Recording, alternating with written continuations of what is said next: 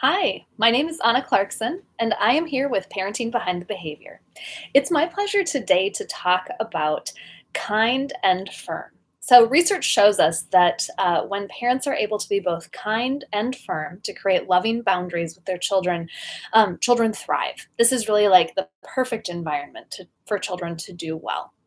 But as parents, setting both kind and firm expectations with our children can be really challenging. In fact, many parents tend toward one end or the other. So a parent may be more kind in their parenting, or a parent may be more firm in their parenting.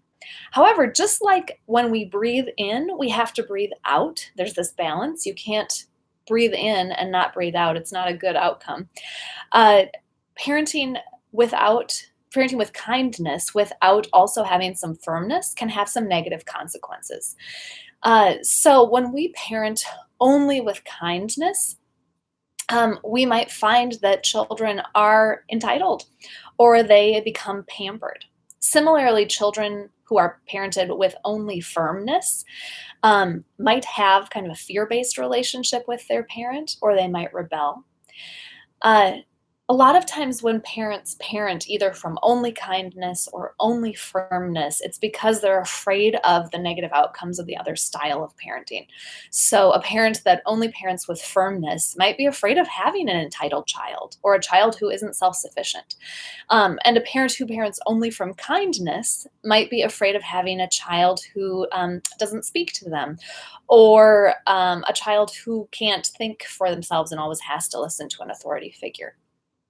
Um, Yet, finding a way to meet in the middle can be really tough for parents. And so, I want to teach you a magic word today. And the magic word that I want to teach you is end. Because a lot of times when we're thinking about how to parent with kindness and firmness, we struggle with how to actually say this or how to actually be kind and firm in our parenting. And a little trick is to think about the kind response and think about a firm response and share both of them with an end in the middle. So, when we are thinking about responding with kindness to our children, we're often thinking about coming from an empathetic and compassionate perspective. And so that can be the first thing you think about. So, maybe a child is outside and they don't want to come inside for supper. Well, the overly kind response might be, oh, okay, you can play outside again.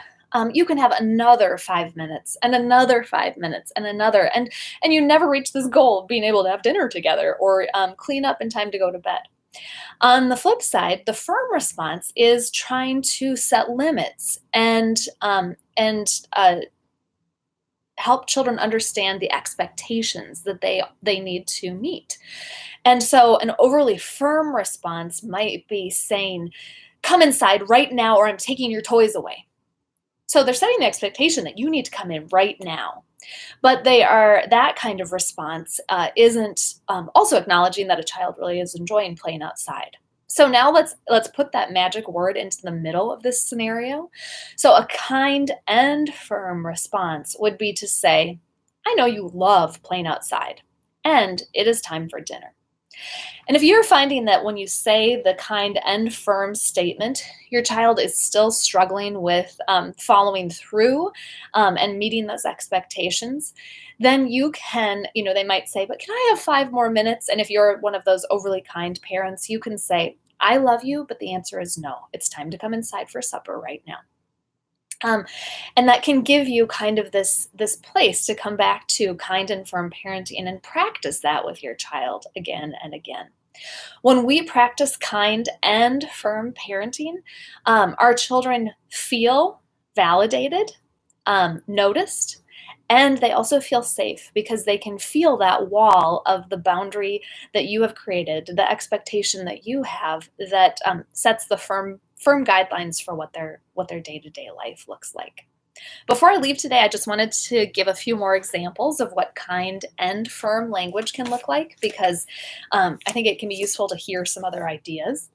And I have some written down, so I'm going to read them. So you can show understanding. So you could say something like, I can understand why you would rather watch TV than do your homework. And homework needs to be done first.